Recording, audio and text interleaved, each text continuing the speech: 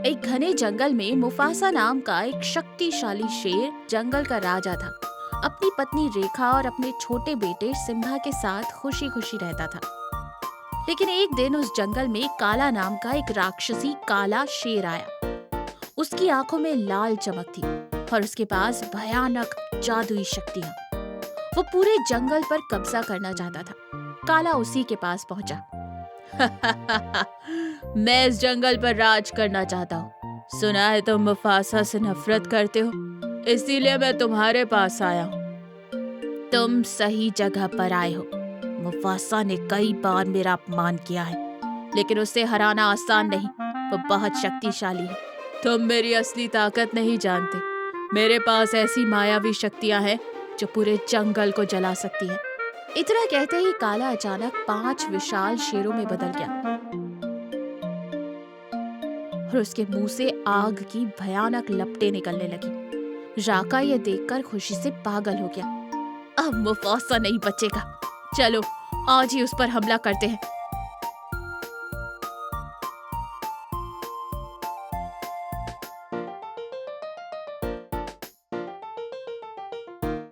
दोनों सीधे मुफासा के घर पहुंचे।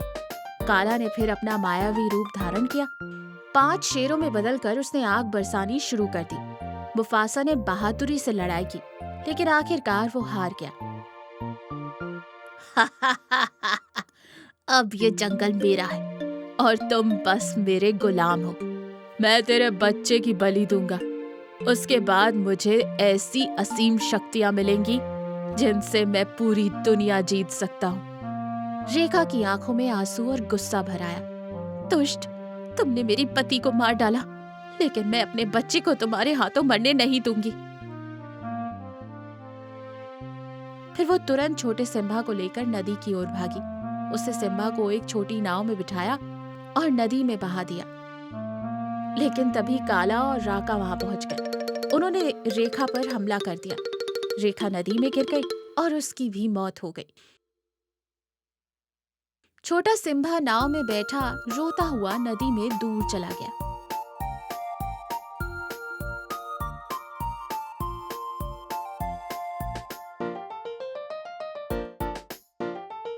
काफी दूर जाकर नाव नदी किनारे रुकी। सिम्बा धीरे से बाहर निकला। मम्मी, मुझे भूख लगी है मम्मी। तभी वहां अधीरा नाम का एक विशाल बाघ आया। तुम कौन हो छोटे बच्चे? तुम किसी राजकुमार जैसे लगते हो। लेकिन सिम्बा सिर्फ रोता रहा। अधीरा को उस पर दया आ गई। वो उसे अपनी गुफा में ले गया और अपने बेटे की तरह पालना शुरू करा। समय बीतता गया और सिम्बा बड़ा होकर बेहद ताकतवर शेर बन गया। एक दिन अधीरा ने कहा, सिम्बा, मैं नहीं जानता तुम कौन हो। मैंने तुम्हें नदी में पाया था। अगर तुम अपने जन्म का सच जानना चाहते हो तो नदी के उस पार जाओ। सिम्बा सच जानने के लिए निकल पड़ा।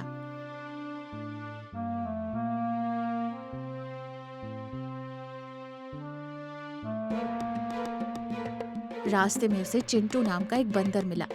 रुको, तुम तो बिल्कुल राजा मुफासा जैसे दिखते हो। मुफासा कौन था? वो तुम्हारे पिता थे। तुम इस जंगल के असली राजकुमार हो।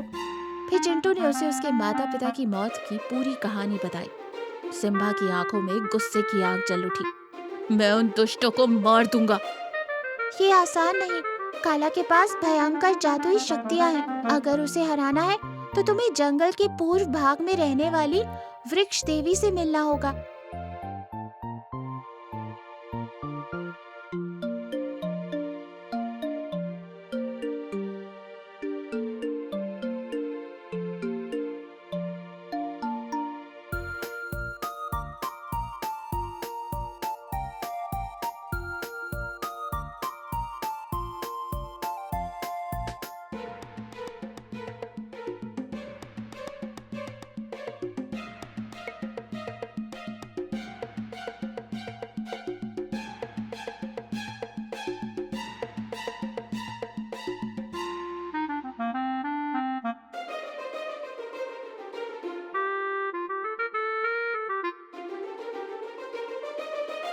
सिम्बा तुरंत वृक्ष देवी के पास पहुंचा। हे देवी, मुझे शक्तियां दीजिए। मैं अपने माता पिता के हत्यारों को दंड देना चाहता हूँ। वृक्ष देवी प्रकट हुई। हे राजकुमार, तुम्हारे साथ बहुत अन्याय हुआ है, लेकिन अब समय आ गया है बुराई का अंत करने का। सिम्बा एक विशाल सफेद पंखों वाले दिव्य शेर में बदल गया। उसकी आंखें चमक रही थी, उसके पंख आसमान जितने विशाल थे।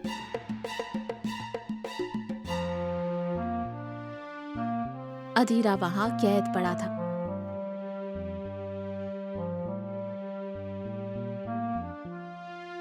वो उड़ता हुआ सीधे उस गुफा में पहुंचा जहां काला और राका थे। अचानक पूरी धरती कांपने लगी। दुष्ट, तुमने मेरे माता पिता को मारा और अब मुझे पालने वाले अधीरा को भी कैद कर लिया। तुम मेरा कुछ नहीं बिगाड़ सकते। इतना कहते ही काला फिर 5 शेरों में बदल गया और आग उगलने लगा। लेकिन इस बार सिम्बा ने अपनी दिव्य शक्तियों से अपने मुंह से तेज पानी की धार निकाली और आग बुझ गई। काला डर गया और भागने लगा। राका भी उसके पीछे भागा, लेकिन सिम्बा ने दोनों का पीछा किया और आखिरकार दोनों दुष्टों का अंत कर दिया।